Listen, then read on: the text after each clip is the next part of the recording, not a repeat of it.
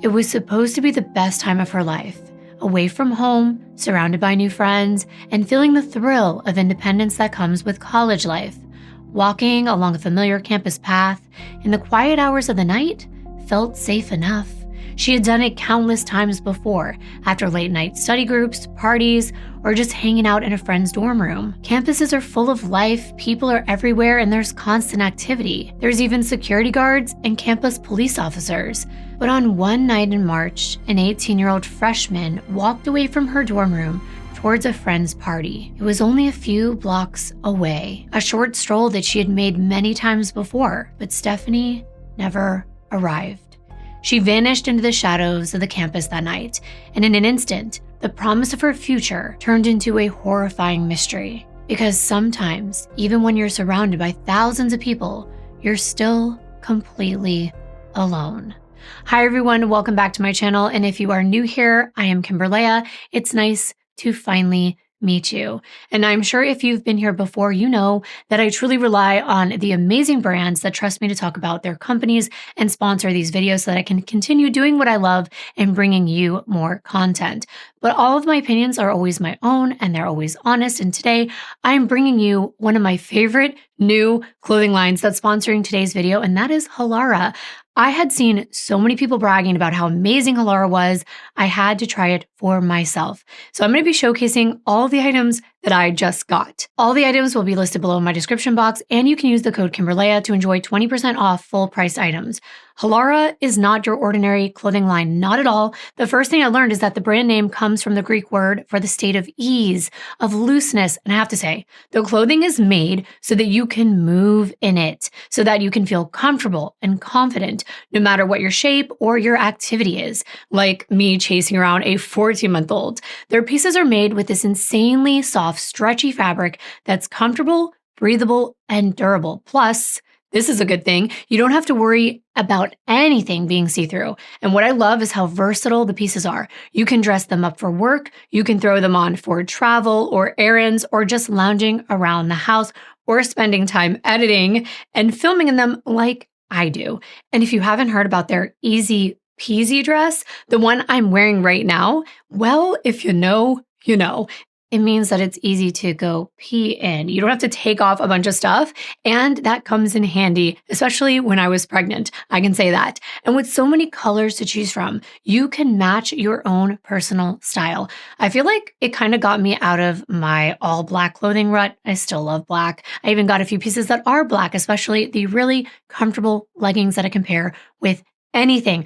But when have you seen me wear hot pink, lavender, or aqua? But I was having so much fun with all of them. And they have got a huge size range. Most styles go from extra small all the way up to 4X. So there's something for everyone. And the best part, you're getting top quality pieces at a fair price. Halara makes it so easy to find activewear and casual wear that feels amazing, looks amazing, and actually fits into your lifestyle. The coolest part, aside from how much I love the clothes, is that at Halara, they're not just creating for you, they're creating with you, and I've never seen anything like this before. They are reimagining athleisure wear through crowd-sourced and crowd-tested designs, meaning your voice about what you want matters. Every second Sunday, they host the Halara Circle, which I invite you to be a part of. It's the heart of their design process, where you get a first look and even a free try-on of their latest styles. And after you've worn them, you can share your feedback in a quick email survey, helping them shape the future designs. How cool is that? The future of Halara is literally in your hands, and they're inspired by what moves you. So leave a comment below about which item you liked the best, and don't forget to check out the link below and use my code Kimbyrleigha to get 20% off all full-priced items. Thanks so much to Halara for making great clothes and making today's video possible. Now, let's jump right into the case. Imagine back to when you were in high school, or if you still are, think about a girl you probably know right now, the one everyone seems to admire. She has a way of effortlessly just balancing classes, sports, music, and friendships. Stephanie Hummer was exactly that kind of girl. She was born on August 4th of 1975, and Stephanie was raised in the tight-knit community of Finneytown, Ohio. Her parents, Daniel and Susan, nurtured a family filled with warmth, responsibility, and love, giving Stephanie and her younger brothers Jeff and Tom the ideal childhood that everyone can hope for. Growing up in the 80s and the early 90s, you can imagine neon scrunchies, mixtapes, Saved by the Bell reruns, and Stephanie wasn't just a spectator. She participated in every moment. At Finneytown High School, she was known for her academic brilliance. She was the kind of student who seemed destined for success. But Stephanie wasn't the kind of girl where she was so smart that she felt distant from other people, better than them, or that she was unapproachable. She was down to earth, and people were naturally gravitating towards her. Stephanie's talents extended way beyond academics. She played the viola with passion that could only come from genuine love for music. She participated in school musicals like Guys and Dolls and sang in the chorus, and it was in the orchestra.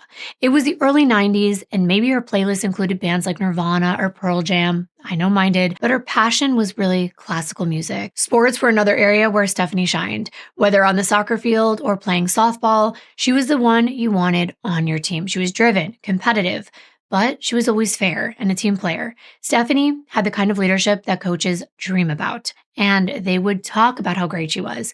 Beyond sports and music, Stephanie served as the editor of her yearbook, a role requiring meticulous organization skills and creativity. Think of her as the person who would curate the perfect Instagram feed today. Every detail thoughtfully planned out, every photo and caption capturing a moment perfectly.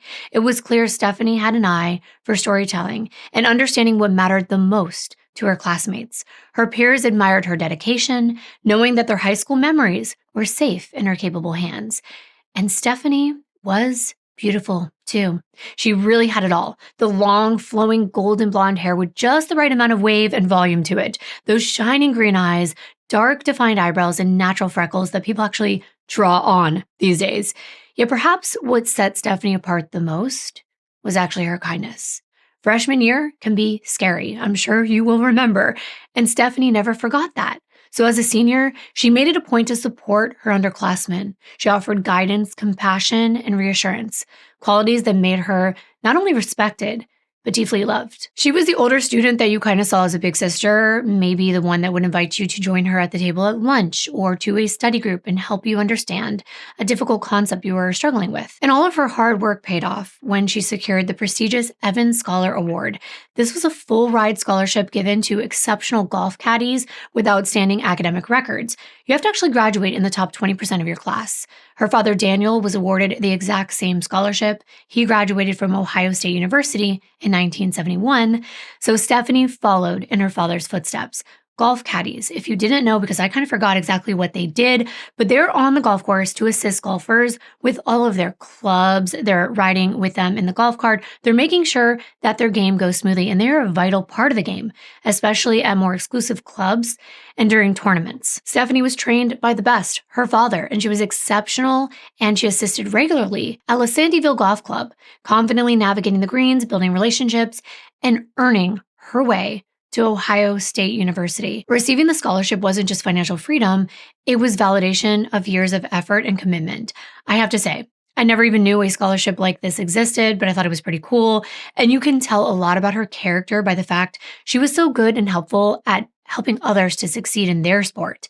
It also looked like a lot of fun, a way to stay tan year-round, active, and social. I found a TikTok account of a current Ohio State student who was also awarded the Evans Scholarship, and her videos make it look like the summer never ends, zooming around in a golf cart with her best friend, wearing cute tennis skirts, and that's exactly what Stephanie did.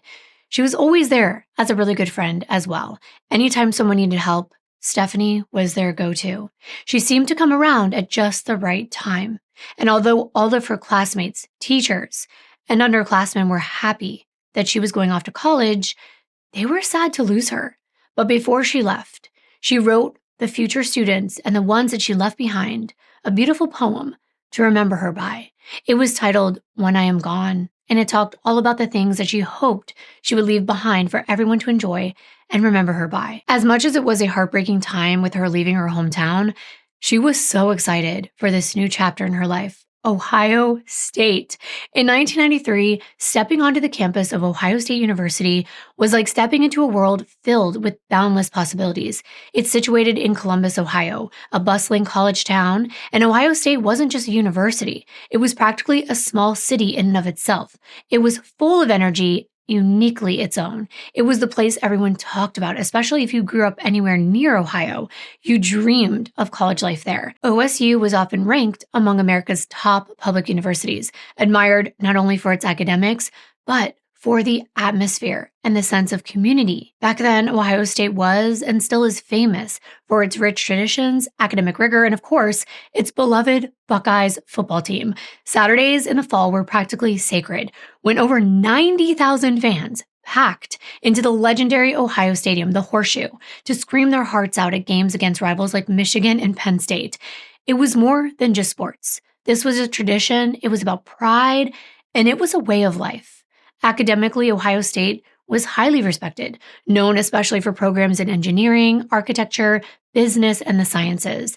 Admissions are competitive, and landing a spot was something worth celebrating. Being accepted into Ohio State, especially with a scholarship like Stephanie's, felt like winning the lottery, an achievement that's going to open so many doors and so many opportunities. These are things that most students only dreamed about. The campus itself was over 1,700 acres of vibrant city life. High Street ran alongside the campus, and it was filled with diners, bookstores, coffee shops, and record stores blasting the latest hits from bands like Red Hot Chili Peppers. In 1993, you would hear laughter and chatter mixed with music and the distant rumble of buses shuttling all the students across campus. It felt safe.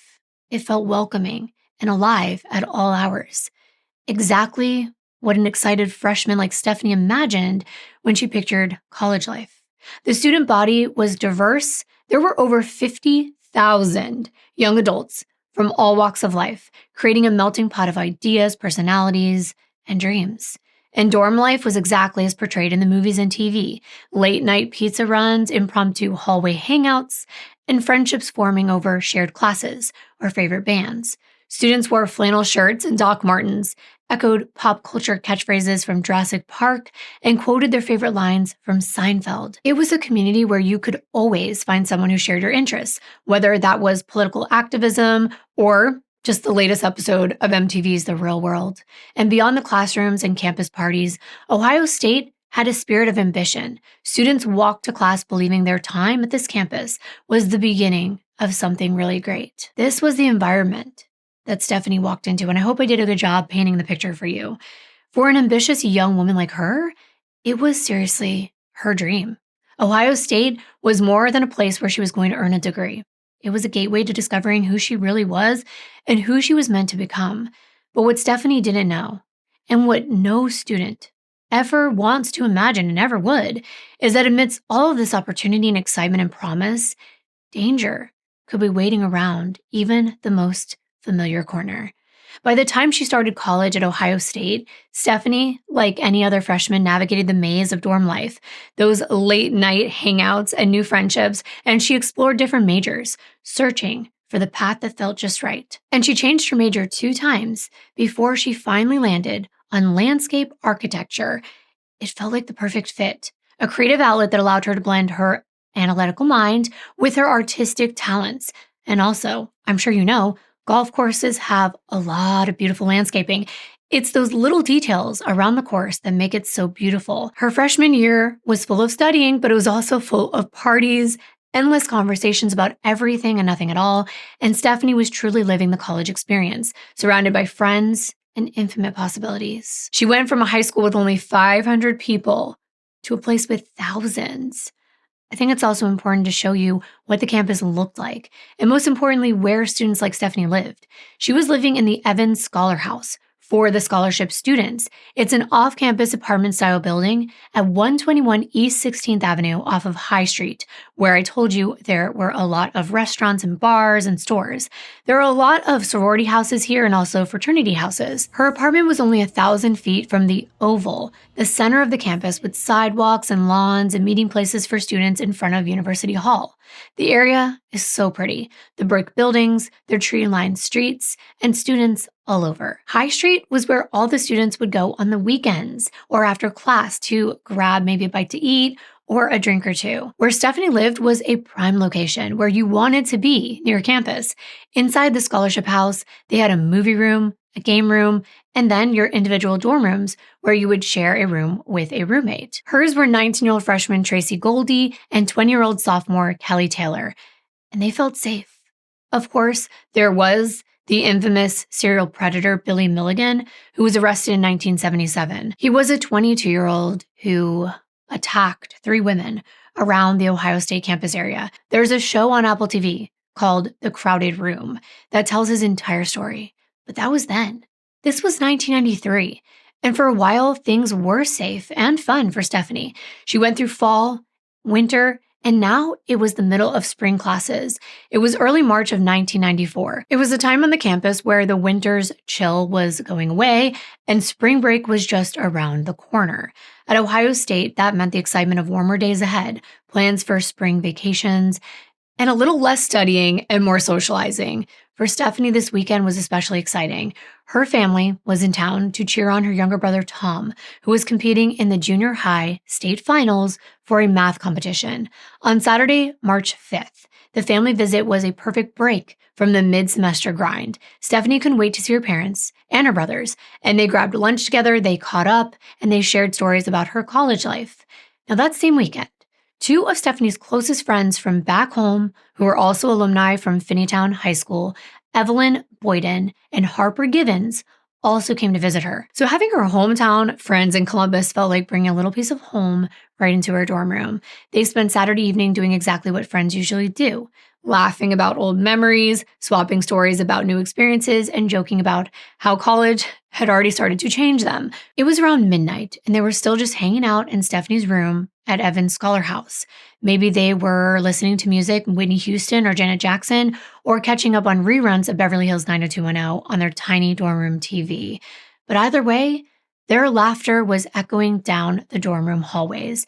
It was a familiar scene on this college campus. Now, a little later, around 12:30 a.m., 2 guys from a fraternity on campus, 18-year-old freshmen, both named Tom, came into a room with another student named Amy Nelson. The Toms are Thomas Pomeroy and Tom Smith. Stephanie and her friends actually knew them from back home. They all went to the same high school together. And Thomas Pomeroy was really popular. A lot of girls thought he was hot, but he was also kind of a bad boy. Now, Tom Smith, on the other hand, was more quiet and down to earth. All 6 of them were just sharing college stories and talking in Stephanie's room until around 2 a.m. That's when the guys invite Amy, Stephanie, Evelyn, and Harper to a party at their frat house. It was not unusual to go out this late, or if you want to call it early in the morning as a gathering. It was a typical college experience. Friends just hanging out, having some food, talking, drinking, relaxing into the early hours. So they headed out closer to 3 a.m. They started walking together towards the frat house, which was only 4 blocks south on 13th Avenue. The campus was quiet, but it wasn't deserted. It never really was, even really late into the night. There were always people around with their windows open, blinds drawn. Someone could be sitting out on their balcony or on the porch on a rocking chair just studying or just getting some fresh air. Just another normal college night. But let's jump to later that day. It's Sunday, March 6th. Several miles away from campus, it's 1 p.m., and a freight train engineer is looking out down the train tracks through an isolated area when something in the brush caught his eye. This area along Lower Scioto Greenway is a walking trail right along the river that runs through downtown Columbus. So the train engineer slowed down to a stop to take a closer look. He thought at first it was just debris and maybe even a mannequin, but the reality was far from that. He jumped down from the train, walked closer, and realized it was the nude body of a young woman, lifeless and lying face down in the middle of a field. He immediately radioed for assistance. Homicide detectives, including Patrick Barre, went out to the scene. There was nothing out in this location. No homes, no businesses. The only landmark that detectives could point to was a large TV antenna from WBNS TV 10. It was high in the sky. And then Detective Barr saw the victim, A white female, only wearing socks and shoes, with her bra off and hanging around her neck, with a strap still clasped. No other articles of clothing were found in the immediate area. Her long hair was fanned out above her head, and he could see blood on the back of her head, as well as blood spatter on her back and around her in the grass. There was a dark bruise on the side of her neck. She was clearly a victim of violence. Immediately, Detective Barre connects the fact that you have a nude victim, so of course he theorized this was a sexually motivated crime. Unfortunately, finding someone deceased in this area or finding a woman harmed in this area wasn't a big surprise to investigators. And that was because there was a lot of substance issues, a lot of trap houses and sex work happening in Franklinton, which was not too far away from this location, just several blocks away in another downtown area where people would go when they were looking to pay for sexual relations. Initially, some of the investigators were theorizing that this was a sex worker and that something happened in the course of an encounter with a client. This area along River Street was well known as a private and isolated place where women could bring their clients for those type of exchanges. But Detective Barre felt like it didn't add up. Just the way that this victim looked, how young she was, even the type of shoes she was wearing, and the fact that she had jewelry on made him believe this was not a sex worker. Normally, they wouldn't be wearing sneakers. They would be wearing high heels. And in many cases, they don't have a home. So that meant they wouldn't have showered and would not be as clean as this victim looked. So Detective Barre argued that the victim looked more like she could be a student. And with the campus just 10 minutes away, that made perfect sense. And soon, it was confirmed. When morning broke on March 6th, Stephanie hadn't come back to the dorm. Initially, this wasn't alarming. Friends sleep over other dorms all the time. Plans change. Maybe she stayed a little later than expected, or she just crashed at the frat house. But as the morning stretched on, concern really settled in. It wasn't like Stephanie to vanish without checking in, and the knots in her friend's stomach tightened. There were no cell phones or social media to check her activity. All they could do was wait. But by the afternoon, they alerted campus police that Stephanie was missing. And around noon, the campus called Stephanie's parents asking if they heard from her. But they hadn't. Dan and Sue were informed that Stephanie hadn't made it home the night before. Stephanie was their only daughter, and her father was immediately concerned. He later described the experience as surreal. Like, how could this be happening? It's a parent's worst nightmare. Because no one had seen her since the early morning hours, her parents decided to contact the local Columbus Police Department and make an official missing persons report. Once the connection was made with the white female that was found deceased near the river road, they asked what Stephanie looked like and what she was last seen wearing. Black jeans with a black bodysuit, a denim button-up t-shirt on top, a blue Evans Scholar jacket with green lettering with black tennis shoes with white soles on them. Although her clothing had not been found, her physical description and the tennis shoes matched perfectly to the body the police had found in the field. So they instructed her parents to come to the morgue to identify the body and confirm whether it was or was not their daughter. And it was the worst phone call of their entire lives. As a parent, my heart hurts just thinking about that. And they were already 100 miles back at home, but they left for Columbus as soon as they could. They had to come examine this body through what her dad described as a glass case at the county morgue. They knew it was Stephanie right away. And the hardest part, and this almost brought me to tears listening to her family talk about this, was they could not hold her, they could not hug her, and they could not touch their own daughter. The police told them that she was evidence, and she belonged to the state now. They couldn't hold it together. I don't know how any parent could. That is absolutely heartbreaking. As much as I understand, and I truly do, that the police are just doing their jobs, this is someone's child. And her friends, Harper and Evelyn, who were just with her hours before she vanished, were in complete shock. Harper said someone let her know that Stephanie was found dead by some railroad tracks near the river, and Harper broke down and cried for days. She said it changed her entire life. She had just seen her best friend hours earlier. How could she be gone? Forever. It was unreal. But now it was time to be questioned about what happened the night before. The detectives want details. Evelyn and Harper were questioned extensively, and they explained they left Evan's scholarship house around 3 a.m. to head over to a party at Thomas and Tom's frat house. But when the group was halfway there, Thomas Pomeroy, decided it would be a great idea to hop a fence as a shortcut, but it turned out to be a big mistake. His hand caught on a metal piece that was sticking out, and it sustained a very serious cut. He was bleeding profusely, so he and Tom Smith decided to run the rest of the way to the frat house to go get help as fast as they could. Now, after the chaos of this incident, Evelyn and Harper kind of looked at each other and they decided it was getting late. They had to go home the next day, and driving tired wouldn't be the safest thing to do. So they tell the guys thanks for inviting them. They hope Thomas is okay. And they tell Stephanie they love her. They're glad they got to hang out, but they're going to call it a night and head back to her apartment. Amy, the other girl that was with them, decided that was a really good idea, and she too said she's going to go back as well. Stephanie was always protective and considerate. She offered to walk her friends back to her apartment, but they tried to convince her that was not necessary. They knew the way. They'd be fine. But Stephanie insisted, and she walked them back. Now, in hindsight, this moment is devastating because it caused Stephanie to turn back and head to the frat house all alone after saying goodbye to her best friends. But at the time, Stephanie probably didn't even think twice about it. She knew this campus really well. She knew her friends were just a short walk away, and the party she planned to attend was barely half a mile down the path. She'd probably taken that exact route countless times before, heading to class, meeting friends for lunch, or just enjoying the fresh air on an evening walk. She had no reason to feel unsafe. As Stephanie walked away, Harper and Evelyn had no clue that that would be the very last time they would ever see their best friend alive. The last vision they had of her was Stephanie walking towards Pearl Street, which is actually an alleyway behind businesses and other apartment buildings. It's right behind High Street, where all the bars are, but it's still close to campus and it's highly traveled as a way to cut through the neighborhood. But I don't know what it looked like back in 1993.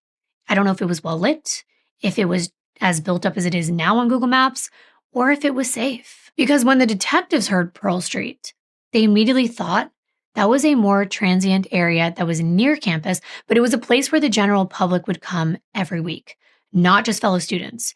So they wondered if somehow Stephanie was taken from that alley on her way to the frat house. But they couldn't rule out male students either.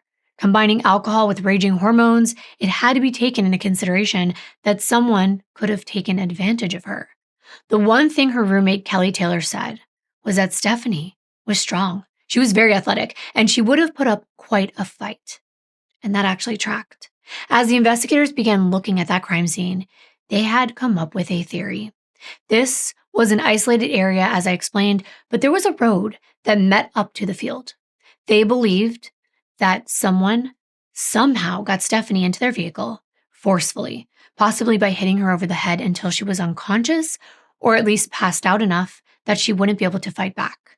And her clothes, which were not found at the scene, were removed inside a vehicle. But that at some point, Stephanie might have came to and was able to get out and run. Now, the reason the investigators thought all this was because there was a trail of bushes that were smashed down as though someone ran through them and trampled them. And she was only in socks, shoes, and her bra had been lifted, not unclasped, as though items of clothing were taken off in a rush. And they figured by the time she ran away, she was already only partially dressed, which is why no clothing were found in the field.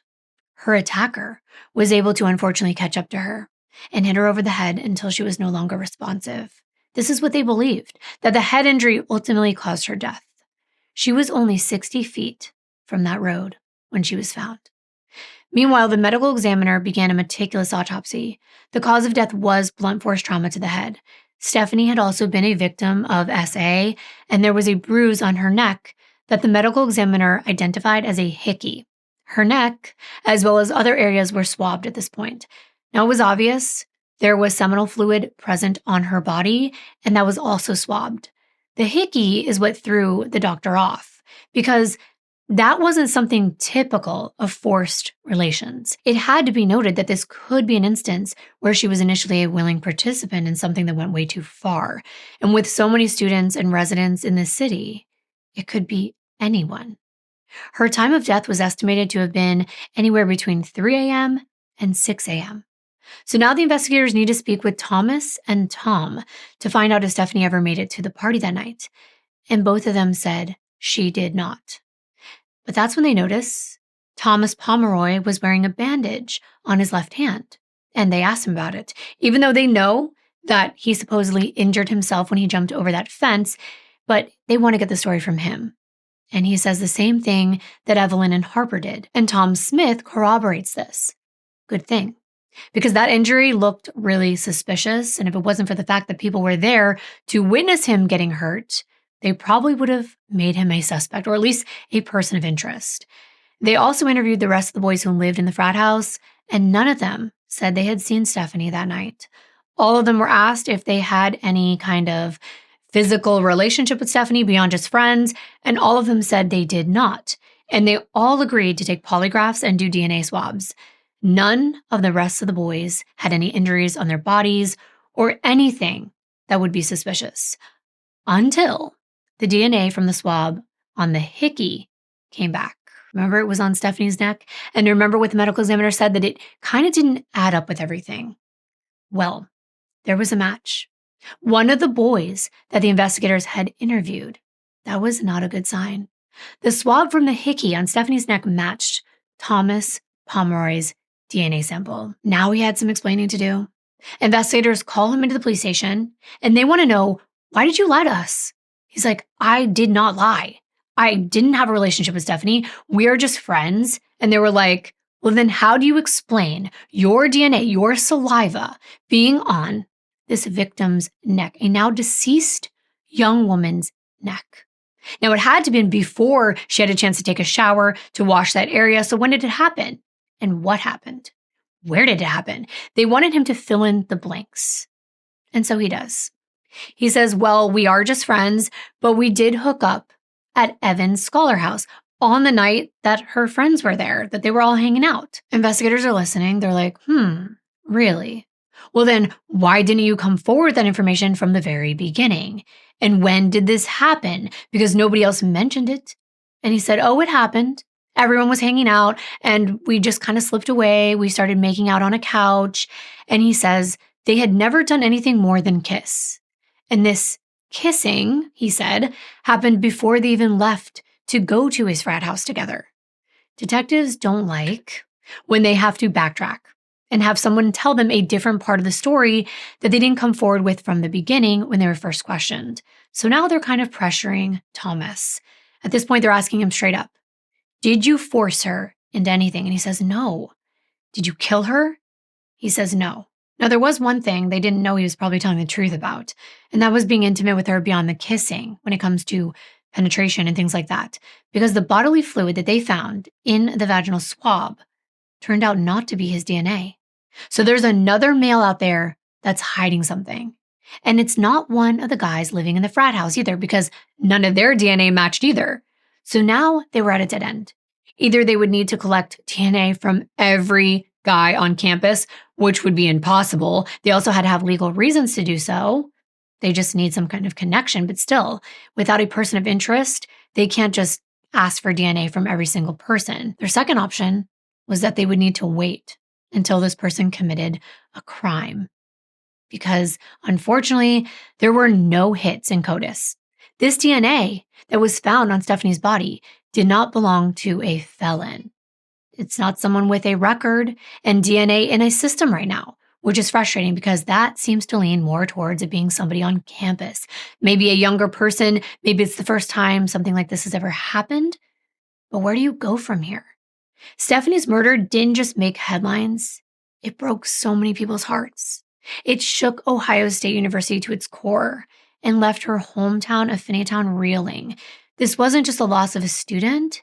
She was like a daughter to so many people. She was a daughter, a sister, a teammate, and a friend. People back home who had just spoken to her days before were suddenly trying to process the fact that she was truly gone. And back at her high school, where Stephanie graduated less than a year earlier, the grief was still so real and raw. Her principal called her a go-getter, someone who set goals and crushed them.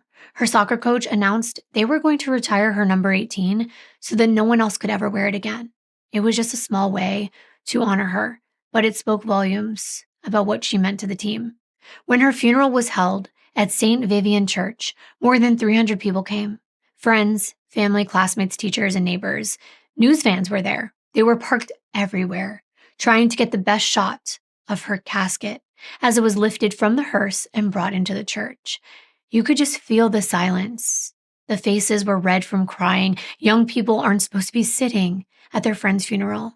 And Stephanie's casket sat at the front, draped in silver, surrounded by pink and white flowers. And at one point, her best friend from high school stood at the podium. Her voice cracked as she tried to speak, but the words she chose summed Stephanie up perfectly. She said Steph was Steph and nobody else. It was simple and it was real and it was true. She was unique. Even her voice, someone said, had this really unique characteristic about it.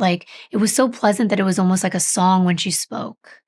And then came one of the most emotional moments of that day. Two groups of her guy friends walked slowly to the front, standing together in a semicircle, and they didn't even have to explain what they were about to do.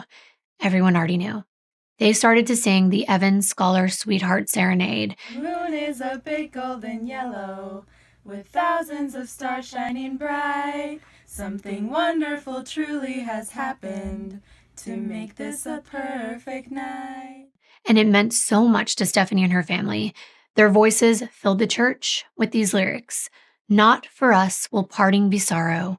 We will be together tomorrow. So good night, my sweetheart, Evan Scholar, sweetheart. And in all your dreams, dream of me. For a moment, it was like Stephanie was still with them, smiling, laughing, and living the life that she should have had. A prayer service was then held at the Hummer's home. Loved ones gathered around to share memories of happier times. Her roommates talked about how she baked her famous brownies to share with everyone. And she even wrote and delivered 60 Christmas cards to every dorm resident during the holiday. And then there was Scott O'Reilly, one of Stephanie's high school friends. He was devastated by what happened, and he felt so helpless that he made a promise to himself and to Stephanie. From that moment forward, he would dedicate his life to putting killers like hers behind bars. He changed his college major to law, and he would become a state prosecutor one day. Spoiler alert, he reached that goal, and he was inspired by Stephanie and every victim just like her. But that was later. Now, just 3 days after her murder, city officials announced their plans to improve safety near the Ohio State campus. It seems a little too late, right? But in response to this tragedy, 57 university police officers expanded their patrols to cover that off-campus area where Stephanie was murdered. Something like this that happens on a campus like this can make students not want to be there, which isn't good for the city. They'll lose funding for certain things, and it's not good for the school. If things like this keep happening and students are terrified, they're not going to want to come back. They didn't want to walk alone anymore. And there was a group on campus that would actually walk students around from their cars to different places in the area. And they said that the calls for their services skyrocketed. No one wanted to be alone. Many of these people were interviewed. And there was a pre-med student, Shelley Cochran. She was only 19 at the time. She said that it could have happened to any of them. And a graduate student came forward and she admitted, even being 25 years old, she wasn't taking chances.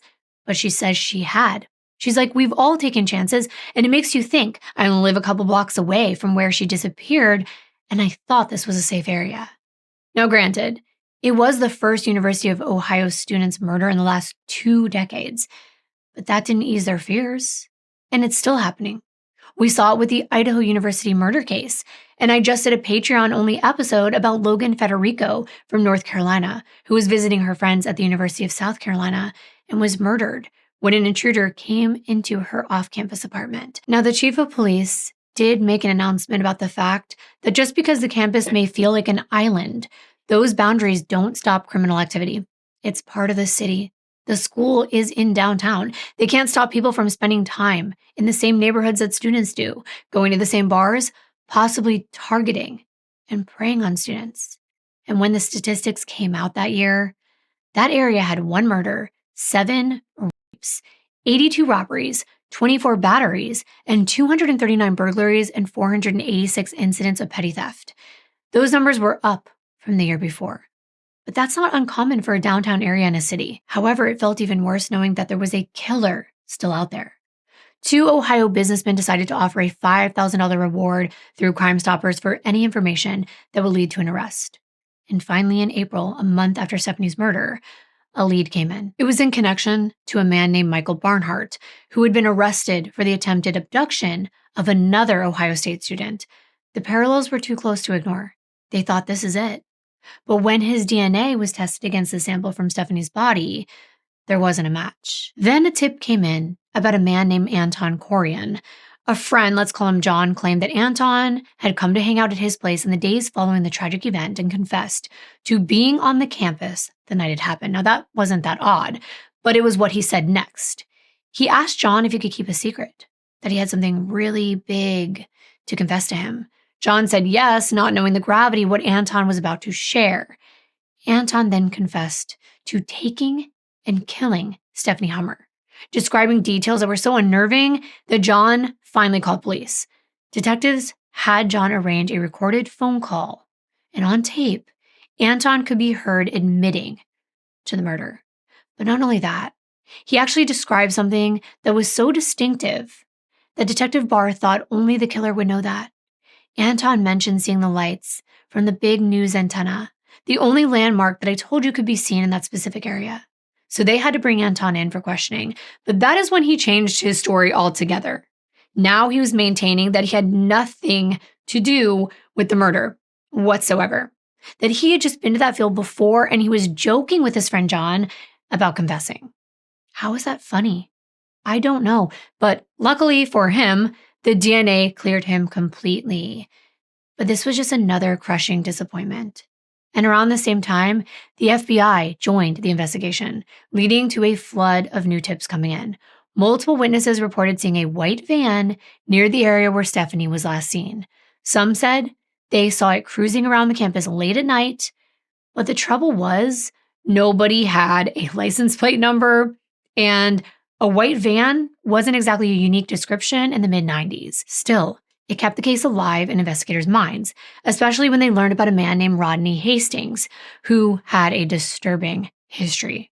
Rodney had been convicted of abductions in the past, and then he was released from prison in 1983 and had been out in the community ever since. Now, the detectives found this information really intriguing because it aligned with the MO they were seeking. And as the detectives were examining his records, they found something that added up to them. His DNA was not in their database. So that would make sense that he might be Stephanie's killer, because remember, the DNA they found in her body was also not in a database. Plus, the investigation led them to uncover a significant connection between Rodney and the crime scene. It turned out that he was employed by a transportation company situated in close proximity to where Stephanie's body was discovered, and the transportation company had a fleet of white vans. Of course, this detail stood out to them, since we know people reported a white van being in the area. Detectives really felt like they were onto something, so they decided to question one of Rodney's coworkers to gather more information about his activities. The coworker revealed something very disturbing. He stated that Rodney used to brag to him about this really sick game, he called it a game, that he played with college women on campus. He would use a company vehicle, white van, and he would approach women on the campus pretending to be an undercover police officer. And Rodney would use this ruse to touch these unsuspecting women inappropriately. That is disgusting. So the detectives took the initiative to now interview Rodney's ex-girlfriend. And she made it clear she wanted nothing to do with him. She wasn't involved with him anymore, but she had been. And when they were involved, she was living right near Stephanie's apartment while she's dating Rodney. So now this is another potential connection. Could he have seen Stephanie? The ex-girlfriend also disclosed that Rodney did not handle their breakup very well. He was showing signs of emotional instability. Detectives had enough to obtain a search warrant for Rodney's work van, and inside they discover several incriminating items, including police-style handcuffs, a flashlight, and a stolen handgun. Now, in order to further strengthen their case, crime scene investigators carefully swabbed the relevant items for DNA evidence. Meanwhile, Rodney is brought in for an interview, and there they collected evidence that was promptly sent to the crime lab. But it wasn't looking good for Rodney, that's for sure. But during the interview, Rodney exercised his right to remain silent, and he refused to take a polygraph test. However, he was legally required to give that DNA sample, which he did. And I know you aren't going to like what I'm about to say, but yet again, the DNA test crushed their hopes because Rodney wasn't the guy. His DNA was not a match, and no evidence tied him to Stephanie at all. And if you're thinking the same thing I am, we are on the same page. I just kept thinking, what if, and just hear me out, what if she had consensual relations with someone else that night before she had been taken and killed? It's a possibility. But there was still a fact that she was found with just her bra around her neck. So investigators still thought the two had to happen back to back and be connected, the force act and the killing. Thinking if she had merely been taken, why would she be unclothed? And if she had merely been taken and ran, why would the perpetrator have killed her for that? So it had to be related to what happened to her. So the DNA would be connected to the killer in their minds. So they just kept going. And several weeks went by with no new developments in this case. And despite the lack of progress, Stephanie's family refused to give up hope. And they decided to take matters into their own hands. They reached out to the media. They appealed to anyone who might have information to please come forward. They were begging any students, any guys, because what if it was the case that the DNA that was found in her body was some student out there and they could at least clear their name or at least have the investigators stop running around in circles? If it wasn't the DNA connected to the killer, then they could look elsewhere for other clues.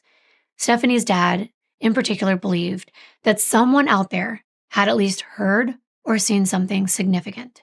He was convinced that there were people who knew something but were just too afraid to speak up. He was determined to find answers, though. And the family urged the public to share any tips or any leads they might have, but there was nothing. Months passed, and then finally another lead emerged. It was in the winter of 1995, and this connection was a man named Charles Rathburn. He had been arrested for the murder of a California model named Linda Sobek. He had lived near where Stephanie's body had been found, and he once attended Ohio State University himself. Charles had actually led the police to Linda's body, but at the time he told them that he accidentally ran her over and then buried her because he was in a panic. However, during Linda's autopsy, the medical examiner determined that she had been subjected to forced intercourse before her death. And of course, that's the same thing that happened to Stephanie. And the proximity was enough to merit a closer look, that there might be a connection between Charles and Stephanie Hummer. But again, his DNA ruled him out too. And one by one, every promising lead collapsed. And Stephanie's family had to endure all these developments in agony every time. The phone would ring, a new suspect, and then there was just lost hope. They were only dropped back into the reality that her killer was still out there.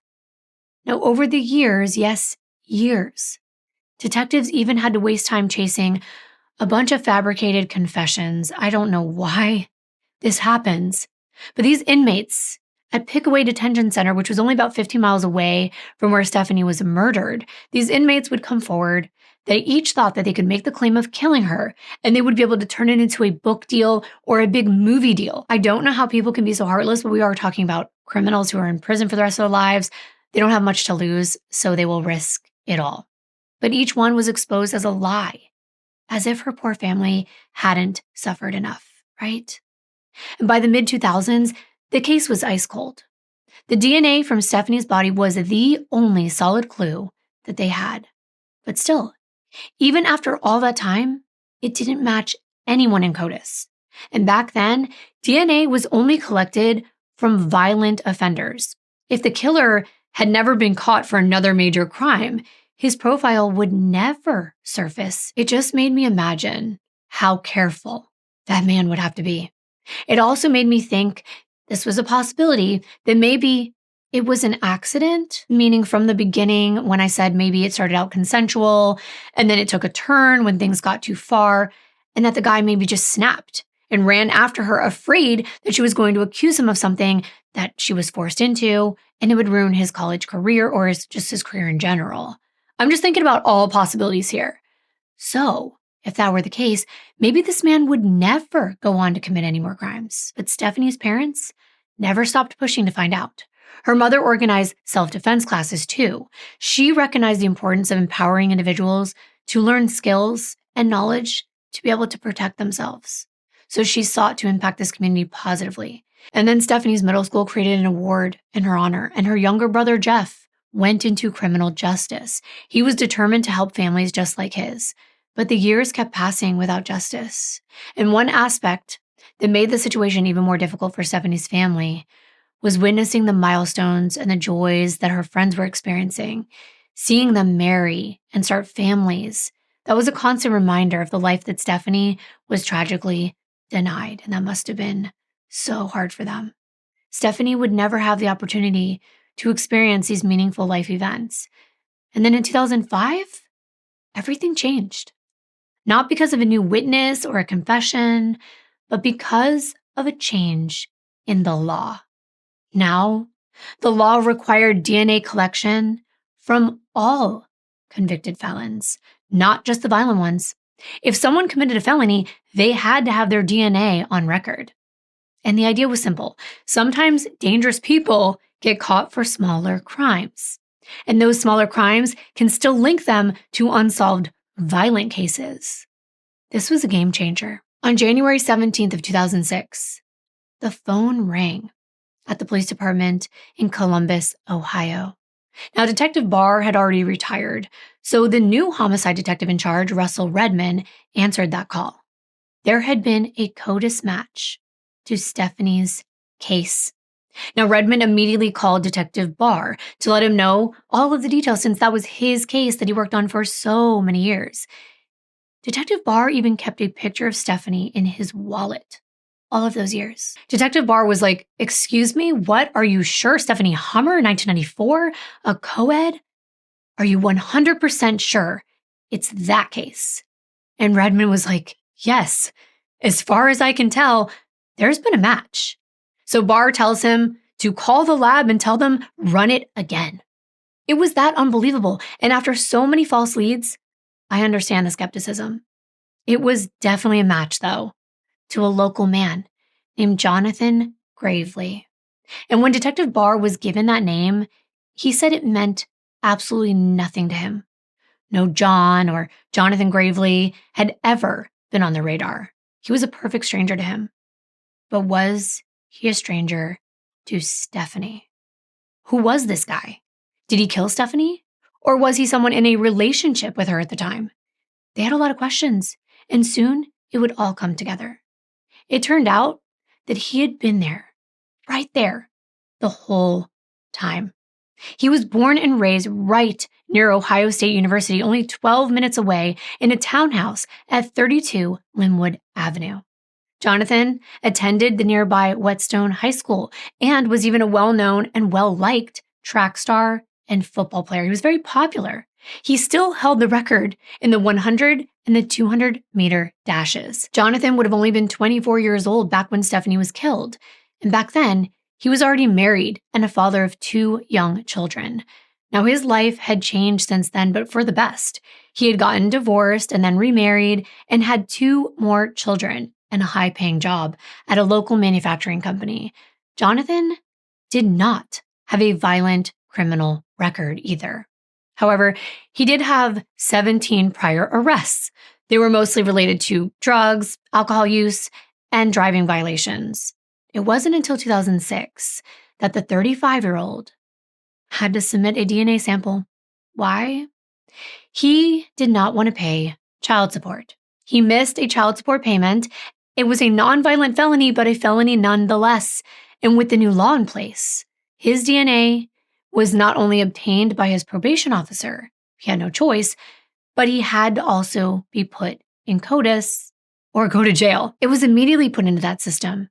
And after only 5 weeks, it was ultimately matched to the DNA found on and inside Stephanie's body back in 1994. Detective Barre did not want to prematurely alert Stephanie's parents, though, not yet. He wanted to question Jonathan. So on January 18th of 2006, Detective Redmond and Detective Barre went to Jonathan's workplace. He was brought back to the police station for an interview, and this man knew why he was picked up from the beginning. He had to have known. He was visibly shaking, he was nervous, and Detective Redmond described him as being sweaty, he was fidgeting, his hands were, he couldn't keep them still, he didn't know what to do with them, and the whites of his eyes were red with popped out veins. But he had an explanation. He told them why his DNA, his bodily fluid, was at the scene of a murder. He said, I know Stephanie. I knew Stephanie.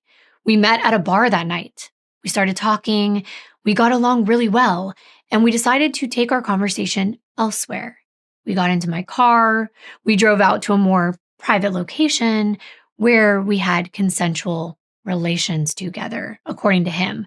That's why his DNA was left behind. No. He had nothing to do with the murder, he said. Not at all. But then the detectives were like, so who do you think did? Because the detectives knew that Stephanie was never at a bar. She wasn't 21. She didn't go to a bar that night at all. That was a lie. And because of how well they knew Stephanie at this point, they had studied this case for years, over a decade. They knew she would not have gotten into a car with a stranger to hook up with them in the middle of the night, not on any night, but particularly not that night when her friends were in town and she was going to a party with boys she knew from high school. Would she hook up with Thomas Pomeroy? Sure. Someone she knew, but a random older dude at a bar? No. So they began pressing Jonathan about those facts that he said happened. And that's when his story started to evolve. Now he told detectives, well, things were okay at first, but then she got crazy. Jonathan said that she all of a sudden told him that she was going to tell his wife that he cheated on her. And Jonathan didn't want that. He couldn't have that happen. And that's when he said they started arguing. One thing led to another, and he said he hit her to shut her up. He said he didn't mean to. It's just a reaction that happened in the moment. And he said then everything went black. Total blackout. No memory of anything that came next. Well, detectives call bullshit. They have a different theory. They believe that night, while Stephanie was innocently walking to Thomas's frat house apartment only blocks away from dropping her friends off at Evan's Scholar House, that she was going down Pearl Alley right in the back of all those bars and restaurants in that area, and that Jonathan gravely spotted her, a young, beautiful woman all alone at night. The detectives believed that Jonathan's self-esteem had plummeted since the days when he was popular in high school. That was when he peaked. And now, he was unable to land the same kind of gorgeous females that were vying for his attention back then. Instead, he was going to make sure he took what he wanted. And that night, they think he wanted Stephanie. He was much bigger and much stronger than she was. He was over 6 feet tall and 220 pounds. They believe he probably stopped his white van, maybe to even ask Stephanie for directions or flirt with her. They, of course, couldn't be sure. But what they think he did was he made his move and hit her over the head and dragged her into his vehicle, drove away from campus onto that road near that isolated field known for illicit activities. They believe he had relations with her while she was unconscious. And when she came to, which I mentioned earlier, that in that moment she fought back. And ultimately she got away. But Jonathan caught up to her. And at that point, he beat her over the head until she was no longer alive. What he admitted to was enough to arrest him. Plus, of course, the DNA matched. He was charged with Stephanie's murder. Now it was time to tell Stephanie's parents, Dan and Sue, the heartbreaking news. Now this was a relief. Now they could put a face to her killer. Her mother said, I can finally be angry at someone. And they made it clear they had no room to forgive Jonathan gravely. But nothing was going to bring Stephanie back, and they had so many questions. They wondered what she would look like, what she would be doing in life, whether she would have a family of her own. This man had the opportunity to have 4 children of his own, something that Stephanie never got the chance to do. Sue Hummer said, quote, "It's not really over as far as I'm concerned. I still don't have a daughter. People always use the word closure. Forget that. Our daughter died. And all the things that should have happened to her, all the things that could have happened to her, and all the good things that could have been never will be. And so there is no closure on that. My husband says maybe the word we should seek is justice instead, but I'm not sure there is any justice. You know, this guy has been out walking around enjoying himself, apparently having a number of children, and apparently he just plays it cool for the last 12 years. We were just living with the idea that we were never going to know the answer. You cannot live with the thought that you were going to get the answer tomorrow. You cannot live like that. There wasn't much hope. It all came down to the DNA. It would have to be. And that was the luck of the draw itself. It had to be the DNA that was going to solve this case because there was nothing else. End quote. I couldn't help but feel really sad because it's true. What happened to her was terrible. And what could have happened for her never did. And her parents had to live through going to Stephanie's 10-year high school reunion without her there, joining all of her many friends. And it was nice to see them, but it was so sad. They said they had a hard time seeing her classmates getting married and wondering what their family would have looked like if Stephanie were alive. That's hard. It's very hard. And at that point, Jonathan Gravely was being held on an exceptionally high bail amount. It was $1 billion, billion with a B. The judge explained the fact that he was able to elude law enforcement for 12 years. He felt like this bond was appropriate. This man wasn't going anywhere. But his public defender was already saying that he was going to get that pseudo-confession thrown out immediately, saying Jonathan never waived his rights prior to talking to detectives. Even Jonathan's new fiance, he had gotten divorced again after the other two kids, and now he had a new fiance, 35-year-old Shay Fontes. He lived with her for 4 years before his arrest, and she said that prosecutors have it all wrong. She said, Jonathan never admitted to killing Stephanie. He only hooked up with her, that's all. Now, I've said this in other cases, but I'm like, wow, he must be one of the most unlucky people on the planet if on that exact night, the exact girl that ends up dead happened to have random relations with him, but he doesn't kill her. His DNA is in her body, on her body, and somehow she's picked up by another random killer, and that killer kills her and she ends up dead. His fiance might buy that story because she only knows the person he is 12 or 13 years later, but she wasn't even with him at the time of the crime. I'm sure she believes that he is desirable, right? Because she's with him, but no one's buying the story that Stephanie was with him that night. His fiance was even asked, okay, well, if this murder was such a known case in your area and y'all have lived right here all this time, why didn't Jonathan come forward and at least give the police information that he was with Stephanie that night? You would think with such a massive case in the headlines back then, he would at least offer that information so that he could be cleared of suspicion. You don't hide if you're innocent. And her response was that she doesn't know why he didn't come forward, but he's a good person. And anyone that knows Jonathan Gravely knows he's never raised his voice at her or anyone, that he's not that type of person. His fiance went on to say that she felt so bad for Stephanie's family and said, I know it looks bad because of his DNA. She went on to tell the media that she's confident this is one of those cases that everything's going to turn around, and she knows it looks horrible right now because he had relations with her. But she made it clear it doesn't mean he's guilty of killing her. She even talked about how she lived with Jonathan and her 4 daughters, and they've been living together for the last 4 years as girlfriend and boyfriend, and he recently proposed, and how much she loved him. She said that everyone is hurt by this and how she understands Stephanie's family's point, but that it broke her heart to sit in that courtroom and hear them set Jonathan's bond at $1 billion. She said O.J. Simpson didn't even have a bond that high, and I'm like, ooh, that is not the best person to compare him to, but okay. And then she ended by saying, I know Jonathan. No, I didn't know him 12 years ago. My visit with him at Franklin County Jail last night, though, and after hearing everything on the news about how he so-called confessed, I know he didn't confess. And I have to say, my heart actually does go out to wives, fiancés, a partner, girlfriend, family of someone close to a person being accused of such a heinous crime. Because they're never going to be able to see that person the same way their victim does or their victim's family sees them.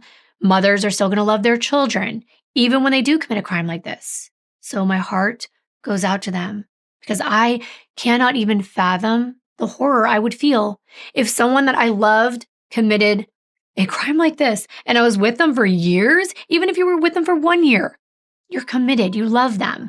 And to realize they actually might be a violent criminal must be terrifying. You might even think, like, how could I be so naive?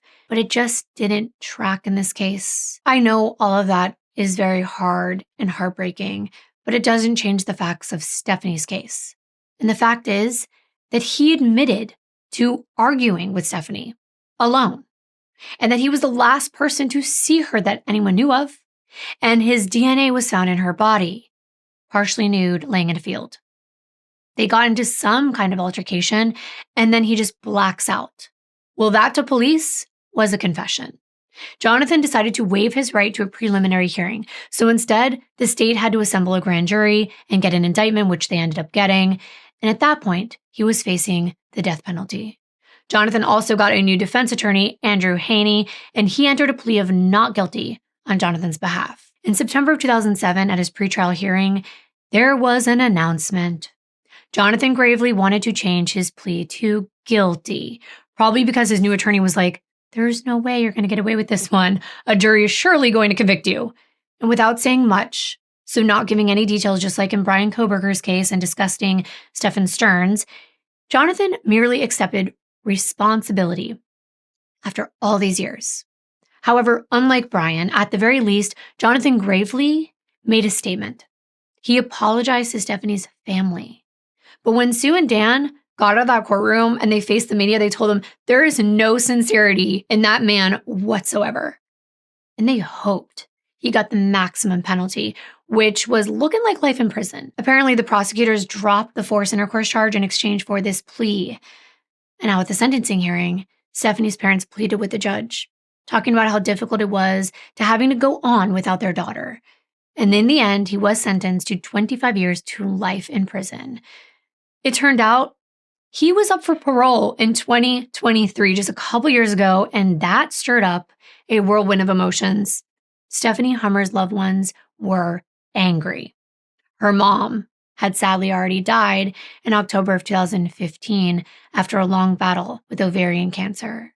But Stephanie's father took to the media expressing his anger that Jonathan had the audacity to ask to be let out of prison after only serving 17 years of his 25 to life sentence.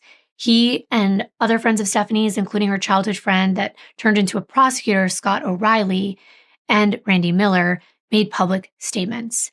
Randy said this in response. He should never be out in my term. I mean, he 13 years, he basically lived a normal life. And it's all true.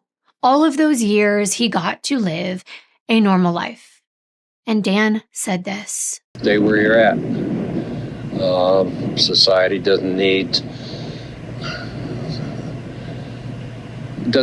people that have committed such a crime to be out in the public world again. Luckily, Jonathan is still behind bars, and his parole was denied. In the years since her murder, the Stephanie Hummer Memorial Park was created as a tribute to honor her memory. It was a place where children could play and loved ones could go to remember her.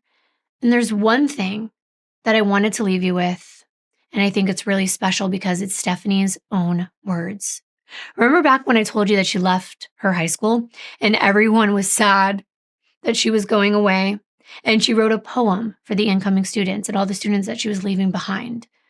Well, now it has an even more eerie meaning to it because the poem was entitled When I'm Gone. It is now inscribed on her gravestone, and I'm going to read it to you. It says, quote, "When I am gone, I hope to leave a grin for every child. When I'm gone, I hope to leave some laughter for each that smiled. When I'm gone, I wish to know the world's a better place. When I am gone, I wish to know that someone will remember my face. When I am gone, I want to say, God bless us one and all. When I am gone, I want to say good luck to great and small. When I am gone, I hope to leave some wonderful memories. When I'm gone, I hope to leave a seed to plant a tree. When I am gone, I desire that my tree will grow up big and strong. When I am gone, I desire that my tree will shade children all day long. When I am gone, my tree will provide a branch for every swing. When I am gone, my tree will provide a place for a bell to ring. When I am gone and my tree is old, I wish it to hold hearts of desire. And when I'm gone and my tree is old, I wish it to warm families by its fire. When I am gone, I'll watch my tree from the heavens above. When I am gone, I'll watch my tree bring generations of love. End quote. I couldn't believe those words. They are now so much more heartbreaking. And that park has trees to fulfill her final desires, for those to gather beneath its branches, create memories of their own, and remember her. And I hope you remember her. And I thank you so much for being here for Stephanie's story. I will see you in my next video. Bye.